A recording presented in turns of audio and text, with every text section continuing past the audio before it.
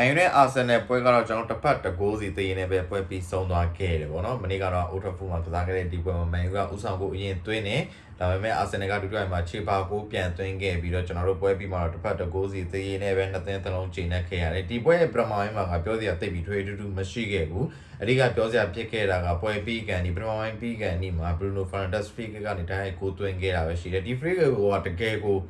လာတယ်ဗျာတော်တော်လေးကိုကောင်းတယ်ဒါပေမဲ့ဒီကိုမှာကျွန်တော်တို့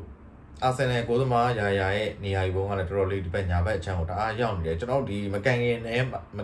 ကကြည့်လိုက်တာတော့မှာเนาะဒီဘောလုံးဒီအလုံးကဂိုးဝါးနိုင်တယ်ဆိုတော့ပြည်သက်တွေရင်းထဲမှာခံစားမိခဲ့တာမျိုးရှိကောင်းရှိတယ်မယ်ကျွန်တော်ဆိုလို့ရှိရင်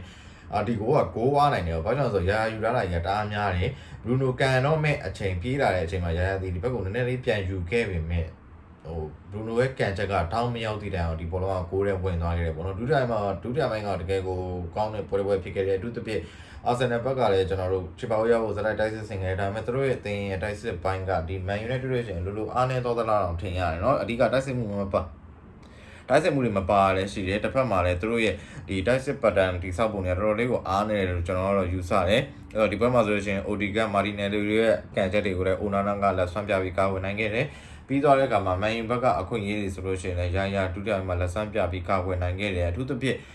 တင်ပါခင်မိလိုက်တဲ့ဘောလုံးကိုဒီဂရန်ရိုက်စ်ကချီပါကိုသွင်းခဲ့တယ်ဒီနောက်ပိုင်း15မိနစ်ကတော်တော်လေးကိုကောင်းတဲ့ပွဲဖြစ်ခဲ့တယ်ပေါ့နော်အဲ့ဒီမတိုင်ခင်မှာဆိုလို့ရှိရင်လည်းမန်ယူအနေနဲ့ပွဲကိုအပြတ်ဖြတ်လိုက်လို့ရတဲ့အခွင့်အရေးတွေရခဲ့တယ်မာဇူရဲ့ကန်ချက်ပြီးသွားတဲ့အခါမှာကျွန်တော်တို့ဇက်ဇီရဲ့နောက်ပေါ့ဒီဘောလုံးတွေ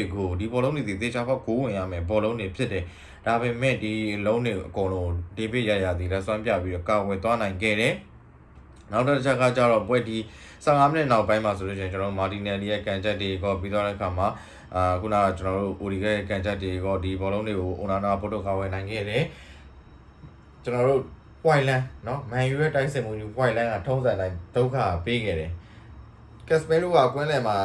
ရလေပြီးတော့ဒီအာဆင်နယ်ရဲ့ area ထစ်ကိုတက်ထောက်ပြီးတော့ပေးလိုက်တဲ့ဘောလုံးကို white line ကကန်မှုအရေးဘယ်အချိန်ညာချီရွေးနေတာလားဂိုးပေါက်ကိုပဲဘယ်ညာကြည့်ရွေးနေတာလားတော့မပြောတတ်ဘူးနောက်ကလေ right ကဝင်ပြီးတော့ဟန့်သွားတယ်ဆိုတော့ဒီဘောလုံးမှာဆိုရှင်ဒီ Declan Rice တားတာလည်းကောင်းတာမှန်တယ်ဒါပေမဲ့ဒီဘောလုံးဒီအဓိက white line ကိုလည်းစောက်သုံးမကြလို့ကန်ဝင်အောင်မရလိုက်တော်တော်လေးကိုနှမျိုးကိုကောင်းတယ်လို့ဂိုးသူ့ရှိမှာဂိုးသမားနဲ့ဂိုးပေါက်ပဲကျန်တော့ဒါဟုတ်သူ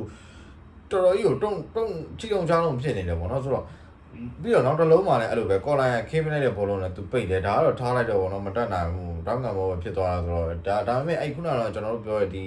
အပိုင်ရတဲ့အလုံးကန်ရမယ့်အလုံး right star ရတဲ့အလုံးကိုသူကန်သွားလိုက်လို့လှုပ်သွားတဲ့ပုံစံကြီးကတော်တော်လေးကိုစိတ်ပြတ်ဖို့ကောင်းတယ်ပိုပြီးနေတာကိုကောင်းတာကကျတော့ဒီဒုတိယပိုင်းပြီးကန်ဒီမိနစ်90နောက်ဆုံးမိနစ်တည်းကိုရောက်နေပြီအဲ့ဒီအချိန်မှာ Bruno Fernandes ရဲ့ကန်ချက်ကိုဒီဘေးကနှစ်ဆင့်ပုတ်ထုတ်ကာဝယ်သွားခဲ့တာဒီဘောလုံးသာဝင်သွားခဲ့လို့ရှိရင် Man U သေချာလို့နိုင်ပြီဒါပေမဲ့လည်းကန်ရလည်းမပါနိုင်မှုကန်ရလည်းမရှိတော့ဂိုးသမားကပဲလက်ဆွမ်းပြပြီးတော့ပဲတော့နှစ်သိန်းတစ်ဖက်တော့ဂိုးစီသေးနဲ့ပြီးဆုံးသွားခဲ့တယ်ဒီပွဲရလက်ကြောင်းတော့အာဆင်နယ်ဒီလက်ရှိမှာလီဗာပူးနဲ့15မှတ်ကွာသွားပြီလီဗာပူးတက်ပွဲကြော့နေသေးတယ်ဆိုပေမဲ့လည်းပေါ့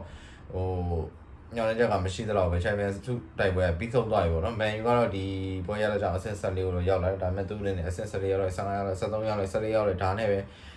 တန်တရားလဲနေတာပေါ့နော်ဆိုတော့ကောင်းပါကြောင်းဒီပွဲကြောင်းပြောနေတော့နဲ့ပဲရနာချင်ပါတယ်မနက်ဖြစ်မှာတော့ကျွန်တော်6တော့ topic တွေနဲ့တူပြန်လာခဲ့ပါမယ်အားလုံးကိုကျေးဇူးတင်ပါတယ်